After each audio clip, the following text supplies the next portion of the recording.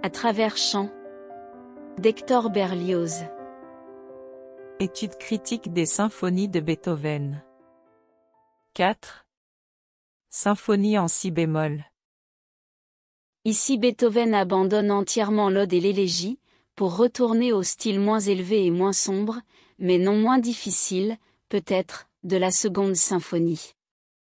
Le caractère de cette partition est généralement vif, alerte, gai ou d'une douceur céleste. Si l'on en accepte l'adagio méditatif, qui lui sert d'introduction, le premier morceau est presque entièrement consacré à la joie. Le motif en notes détachées, par lequel débute l'allegro, n'est qu'un canevas sur lequel l'auteur répand ensuite d'autres mélodies plus réelles, qui rendent ainsi accessoire l'idée en apparence principale du commencement. Cet artifice, bien que fécond en résultats curieux et intéressants, avait été déjà employé par Mozart et Haydn, avec un bonheur égal. Mais on trouve dans la seconde partie du même allegro, une idée vraiment neuve, dont les premières mesures captivent l'attention, et qui après avoir entraîné l'esprit de l'auditeur dans ses développements mystérieux, le frappe d'étonnement par sa conclusion inattendue. Voici en quoi elle consiste, après un touti assez vigoureux, les premiers violons morcelant le premier thème, en forment un jeu dialogué pianissimo avec les seconds violons, qui vient aboutir sur des tenues de l'accord de septième dominante du ton de si naturel. Chacune de ces tenues est coupée par deux mesures de silence, que remplit seul un léger trémolo de timbales sur le si bémol, tierce majeure en harmonique du fa dièse fondamental. Après deux apparitions de cette nature, les timbales se taisent pour laisser les instruments à cordes murmurer doucement d'autres fragments du thème, et arriver, par une nouvelle modulation en harmonique, sur l'accord de sixte et quarte de si bémol. Les timbales rentrant alors sur le même son, qui, au lieu d'être une note sensible comme la première fois, est une tonique véritable, continue le trémolo pendant une vingtaine de mesures. La force de tonalité de ce si bémol, très peu perceptible en commençant, devient de plus en plus grande au fur et à mesure que le trémolo se prolonge. Puis les autres instruments, semant de petits traits inachevés leur marche progressive, aboutissent avec le grondement continu de la timbale à un forte général où l'accord parfait de si bémol s'établit enfin à plein orchestre dans toute sa majesté. Cet étonnant crescendo est une des choses les mieux inventées que nous connaissions en musique, on ne lui trouverait guère de pendant que dans celui qui termine le célèbre scherzo de la symphonie en ut mineur. Encore ce dernier, malgré son immense effet, est-il conçu sur une échelle moins vaste, partant du piano pour arriver à l'explosion finale, sans sortir du ton principal. Tandis que celui dont nous venons de décrire la marche, par du mezzo forte, va se perdre un instant dans un pianissimo sous des harmonies dont la couleur est constamment vague et indécise, puis reparaît avec des accords d'une tonalité plus arrêtée. Et n'éclate qu'au moment où le nuage qui voilait cette modulation, est complètement dissipé. On dirait d'un fleuve dont les eaux paisibles disparaissent tout à coup, et ne sortent de leur lit souterrain que pour retomber avec fracas en cascade écumante. Pour l'adagio, il échappe à l'analyse. C'est tellement pur de forme, l'expression de la mélodie est si angélique et d'une si irrésistible tendresse, que l'art prodigieux de la mise en œuvre disparaît complètement.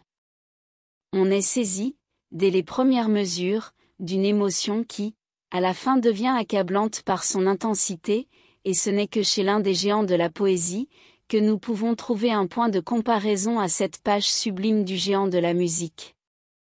Rien, en effet, ne ressemble davantage à l'impression produite par cet adagio, que celle qu'on éprouve à lire le touchant épisode de Francesca di Rimini, dans la Divina Commedia, dont Virgile ne peut entendre le récit sans pleurer à sanglots, et qui, au dernier vers, fait Dante tomber, comme tombe un corps mort. Ce morceau semble avoir été soupiré par l'archange Michel, un jour où, saisi d'un accès de mélancolie, il contemplait les mondes, debout sur le seuil de l'Empyrée. Le scherzo consiste presque entièrement en phrases rythmées à deux temps, forcées d'entrer dans les combinaisons de la mesure à trois. Ce moyen, dont Beethoven a usé fréquemment, donne beaucoup de nerfs au style, les désinences mélodiques deviennent par là plus piquantes, plus inattendues, et d'ailleurs, ces rythmes à contretemps ont en eux-mêmes un charme très réel, quoique difficile à expliquer.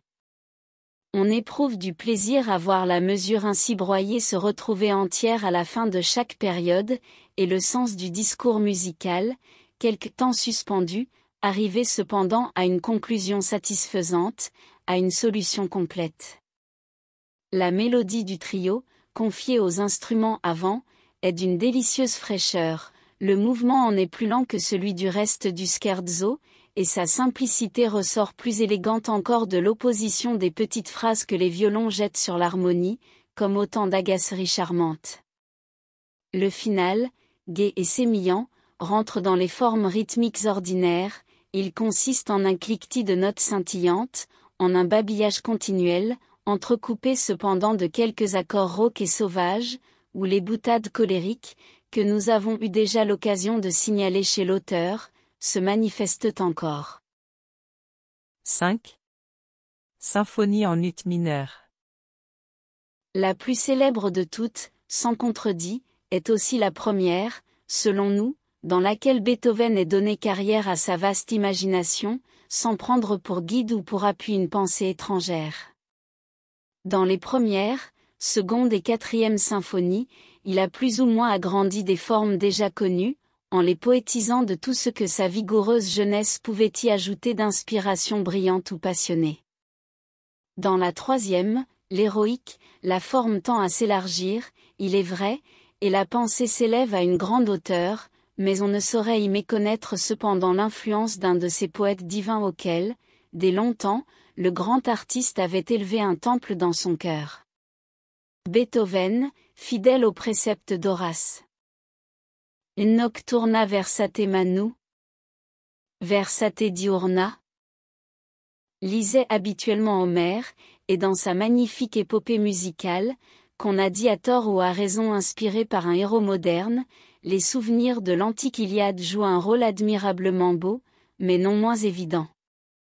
La symphonie en ut mineur, au contraire, nous paraît émaner directement et uniquement du génie de Beethoven, c'est sa pensée intime qu'il y va développer, ses douleurs secrètes, ses colères concentrées, ses rêveries pleines d'un accablement si triste, ses visions nocturnes, ses élans d'enthousiasme en fourniront le sujet. Et les formes de la mélodie, de l'harmonie, du rythme et de l'instrumentation s'y montreront aussi essentiellement individuelles et neuves que douées de puissance et de noblesse. Le premier morceau est consacré à la peinture des sentiments désordonnés qui bouleversent une grande âme en proie au désespoir. Non ce désespoir concentré, calme, qui emprunte les apparences de la résignation, non pas cette douleur sombre et muette de Roméo apprenant la mort de Juliette, mais bien la fureur terrible d'Othello recevant de la bouche d'Iago les calomnies empoisonnées qui le persuadent du crime de Desdémona. C'est tantôt un délire frénétique qui éclate en cris effrayants, tantôt un abattement excessif qui n'a que des accents de regret et se prend en pitié lui-même. Écoutez ces hoquets de l'orchestre, ces accords dialogués entre les instruments avant et les instruments à cordes, qui vont et viennent en s'affaiblissant toujours, comme la respiration pénible d'un mourant, puis font place à une phrase pleine de violence, où l'orchestre semble se relever, ranimé par un éclair de fureur. Voyez cette masse frémissante hésiter un instant et se précipiter ensuite tout entière, divisée en deux unissons ardents comme deux ruisseaux de lave. Et dites si ce style passionné n'est pas en dehors et au-dessus de tout ce qu'on avait produit auparavant en musique instrumentale.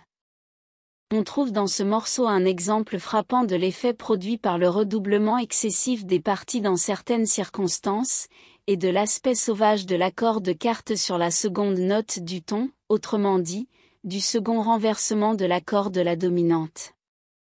On le rencontre fréquemment sans préparation ni résolution, et une fois même sans la note sensible et sur un point d'orgue, le ré se trouvant au grave dans tous les instruments à cordes, pendant que le sol dissonne tout seul à l'aigu dans quelques parties d'instruments avant.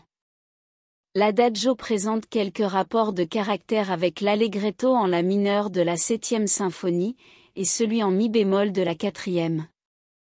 Il tient également de la gravité mélancolique du premier, et de la grâce touchante du second. Le thème proposé d'abord par les violoncelles et les altos unis, avec un simple accompagnement de contrebasse pizzicato, est suivi d'une phrase des instruments avant, qui revient constamment la même, et dans le même ton, d'un bout à l'autre du morceau, quelles que soient les modifications subies successivement par le premier thème. Cette persistance de la même phrase à se représenter toujours dans sa simplicité si profondément triste, produit peu à peu sur l'âme de l'auditeur une impression qu'on ne saurait décrire, et qui est certainement la plus vive de cette nature que nous ayons éprouvée. Parmi les effets harmoniques les plus osés de cette élégie sublime nous citerons.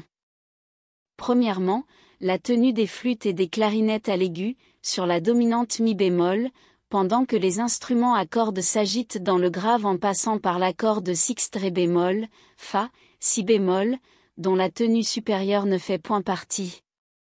Deuxièmement, la phrase incidente exécutée par une flûte, un hautbois et 2 clarinettes, qui se meuvent en mouvement contraire, de manière à produire de temps en temps des dissonances de secondes non préparées entre le sol, note sensible, et le fa sixte majeur de la bémol.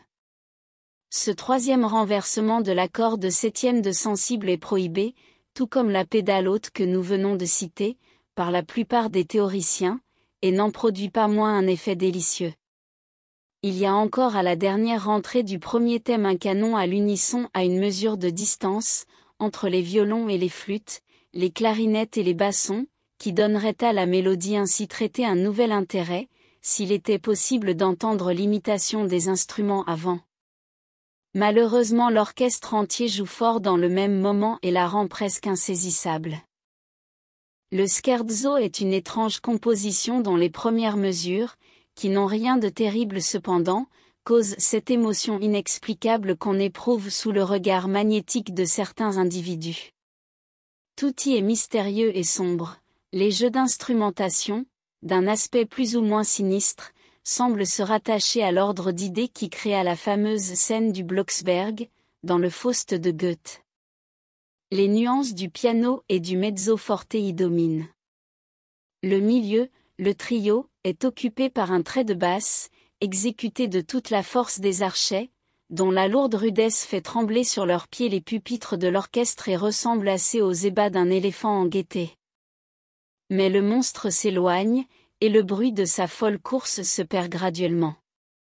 Le motif du scherzo reparaît en pizzicato, le silence s'établit peu à peu, on n'entend plus que quelques notes légèrement pincées par les violons et les petits gloussements étranges que produisent les bassons donnant le la bémol aigu, froissé de très près par le sol octave du son fondamental de l'accord de neuvième dominante mineure.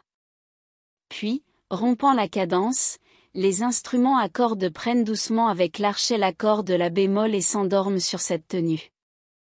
Les timbales seuls entretiennent le rythme en frappant avec des baguettes couvertes d'éponges de légers coups qui se dessinent sourdement sur la stagnation générale du reste de l'orchestre.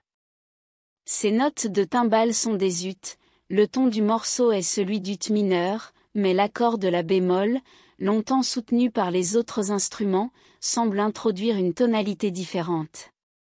De son côté, le martèlement isolé des timbales sur l'ut tend à conserver le sentiment du ton primitif. L'oreille hésite. On ne sait où va aboutir ce mystère d'harmonie, quand les sourdes pulsations des timbales augmentant peu à peu d'intensité arrivent avec les violons qui ont repris part au mouvement et changé l'harmonie, à l'accord de septième dominante, sol, si, ré, fa, au milieu duquel les timbales roulent obstinément leur ut tonique. Tout l'orchestre, aidé des trombones qui n'ont point encore paru, éclate alors dans le mode majeur sur un thème de marche triomphale, et le final commence. On sait l'effet de ce coup de foudre, il est inutile d'en entretenir le lecteur. La critique a essayé pourtant d'atténuer le mérite de l'auteur en affirmant qu'il n'avait employé qu'un procédé vulgaire, l'éclat du mode majeur succédant avec pompe à l'obscurité d'un pianissimo mineur. Que le thème triomphal manquait d'originalité, et que l'intérêt allait en diminuant jusqu'à la fin, au lieu de suivre la progression contraire. Nous lui répondrons. A-t-il fallu moins de génie pour créer une œuvre pareille, parce que le passage du piano au forte, et celui du mineur au majeur, étaient des moyens déjà connus? Combien d'autres compositeurs n'ont-ils pas voulu mettre en jeu le même ressort, et en quoi le résultat qu'ils ont obtenu se peut-il comparer au gigantesque chant de victoire dans lequel l'âme du poète musicien, libre désormais des entraves et des souffrances terrestres, semble s'élancer rayonnante vers les cieux? Les 4 premières mesures du thème ne sont pas, il est vrai, d'une grande originalité, mais les formes de la fanfare sont naturellement bornées, et nous ne croyons pas qu'il soit possible d'en trouver de nouvelles sans sortir tout à fait du caractère simple, grandiose et pompeux qui lui est propre. Aussi Beethoven n'a-t-il voulu pour le début de son finale qu'une entrée de fanfare, et il retrouve bien vite dans tout le reste du morceau et même dans la suite de la phrase principale, cette élévation et cette nouveauté de style qui ne l'abandonnent jamais. Quant au reproche de n'avoir pas augmenté l'intérêt jusqu'au dénouement, voici ce qu'on pourrait dire.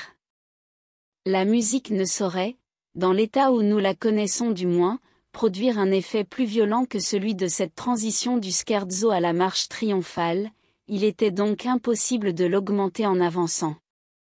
Se soutenir à une pareille hauteur est déjà un prodigieux effort. Malgré l'ampleur des développements auxquels il s'est livré, Beethoven cependant a pu le faire. Mais cette égalité même, entre le commencement et la fin, suffit pour faire supposer une décroissance, à cause de la secousse terrible que reçoivent au début les organes des auditeurs, et qui, élevant à son plus violent paroxysme l'émotion nerveuse, la rend d'autant plus difficile l'instant d'après. Dans une longue file de colonnes de la même hauteur, une illusion d'optique fait paraître plus petites les plus éloignées. Peut-être notre faible organisation s'accommoderait-elle mieux d'une péroraison plus laconique semblable au « Notre général vous rappelle » de Gluck. L'auditoire ainsi n'aurait pas le temps de se refroidir, et la symphonie finirait avant que la fatigue l'ait mis dans l'impossibilité d'avancer encore sur les pas de l'auteur. Toutefois, cette observation ne porte, pour ainsi dire, que sur la mise en scène de l'ouvrage, et n'empêche pas que ce final ne soit en lui-même d'une magnificence et d'une richesse auprès desquels bien peu de morceaux pourraient paraître sans en être écrasés. Merci d'avoir écouté cette vidéo. Si cette vidéo vous a plu, vous pouvez vous abonner gratuitement à la chaîne Coin Livre Audio. N'oubliez pas de liker avec le pouce vers le haut. Vous pouvez aussi me laisser un commentaire. À bientôt.